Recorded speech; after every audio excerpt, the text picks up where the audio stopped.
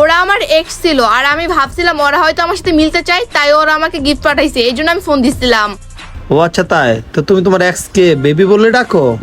আরে ওইটা মনে হয় আমি ভুলে বলে ফেলছি। আর আমি তো ওদেরকে এটা বলতে চাইছিলাম যে ওদের কাছ থেকে আমার কোন গিফট লাগবে না, আর যা গিফট লাগবে সব আমার বয়ফ্রেন্ডের কাছ থেকে, সেটা তুমি। আরে চুপ থাকো তো, আমার তো এটা মনে হচ্ছে তুমি যতগুলো বয়ফ্রেন্ড বানাইছো না সবগুলো গিফটের লোভে বানাইছো, তাই না? আরে না না, তুমি এসব কি বলো? আমি কাউকে ভালোবাসি না, আমি যা শুধু তোমাকেই ভালোবাসি। আরে এত মিথ্যা তো কেন বলতেছো? তুমি যদি আমাকে ভালোবাসতো না তাহলে প্রথম কলটা তুমি আমাকেই দিতা, অন্য কোনো পুরুষকে না। আরে নয়ন, তুমি রাগ করো না, আসলে আমি কখনো ভাবি নাই যে তুমি আমার জন্য এতগুলো গিফট পাঠাইবে, এই জন্য তোমার কথা আমার মাথায় আসে নাই। ও, আমার কথা তোমার মনে ছিল না? বাই দ্য ওয়ে, তোমার কথা খুব ভালোই আমার মনে ছিল। 6 মাস ধরে আমি প্ল্যান করতেছিলাম তোমাকে আমি কি কি গিফট দেবো। তুমি যেটা যেটা পছন্দ করছিল সব আমি কিনে রাখছি।